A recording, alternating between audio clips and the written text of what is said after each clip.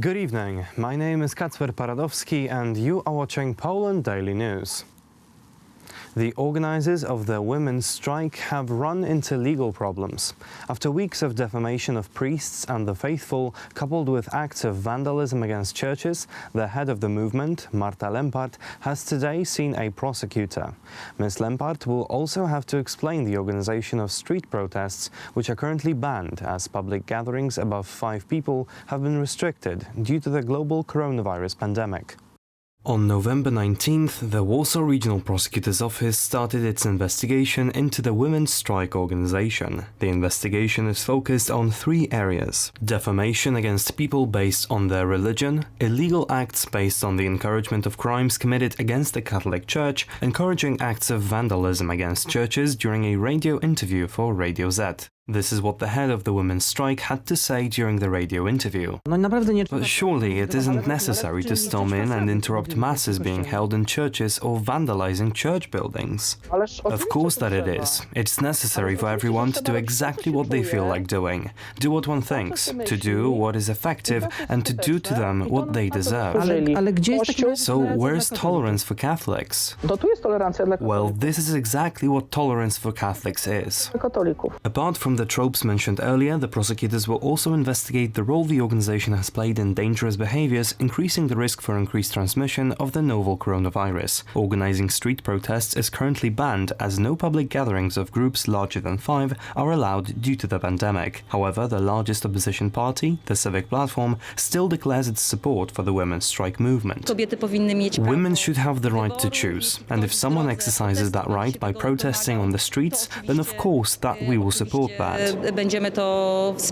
Representatives of the Modern Party are more restrained in their assessment. These are 2 separate things. The women's strike is an independent association which has its own views on things and its own program, but we support the expectations that Polish women have, namely that there will be a European law which will make it legal for them to abort children. The largest street protests and violent incidents have taken place in Warsaw. Altercations have also occurred in Poznań, Kraków, Łódź, Katowice and the Tri-City area. A second wave of the pandemic also means a second financial shield for struggling business owners. The government is launching another project aimed at supporting companies that were forced to reduce their operation. The finances for this purpose are to flow directly from the state budget. The Prime Minister announced that this money will come from closing loopholes in the Polish tax system. The financial aid announced today will be based on the first financial shield, for example, non-refundable subsidies for micro-enterprises, standstill benefits, benefits from the Guaranteed Employee Benefits Fund, as well as exemptions from social security contributions. This project is worth 35 to 40 million zloty, with 3 billion zloty being allocated to micro-businesses, 5 billion zloty for small companies, 25 to 27 billion zloty for medium and larger companies. The public Treasury and Polish state are responsible for these funds. 27 miliardów złotych. Subsidies can be applied for by micro-enterprises which employ between 1 and 9 employees from almost 40 industries and their turnover or balance sheet total for 2019 is under €2 million, medium-sized companies which employ up to 249 employees and their turnover for 2019 is less than or equal to €50 million, large companies which employ over 250 employees and the turnover for 2019 exceeds €50 million. For these companies, it is possible to update the terms and conditions and extend the existing program, as well as introduce a new version of the preferential loan, with the new damage period for COVID-19 being until 31st March 2021. In the opposition's opinion, however, these measures may be insufficient.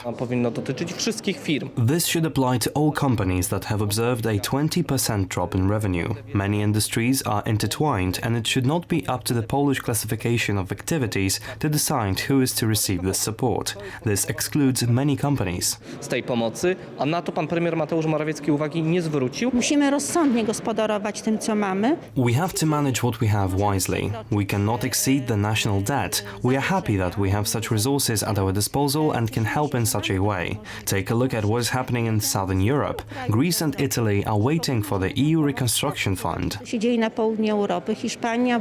Prime Minister Mateusz Morawiecki also pointed to the low level of unemployment and a high level of economic activity. Tarcza PFR numer 2 jest niezwykle ważna. This Financial Shield 2.0 is extremely important to small and medium-sized companies because it provides liquidity and protects the labor market from a sudden collapse. If not for the first Financial Shield, we would have a very high unemployment rate. The second Financial Shield was implemented to protect the labor market in these worst months. Poziom stopy bezrobocia ponad 10 na pewno. The deadline for submitting applications for small and medium-sized companies is from January to February 2021. Large companies have time from January to March.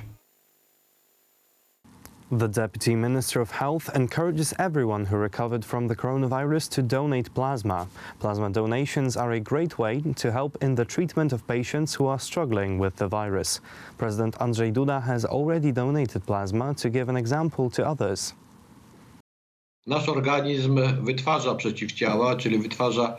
Our organisms create antibodies against any virus. They are located in the plasma. We can donate our plasma to others who are struggling with the virus and strengthen their organisms in the process.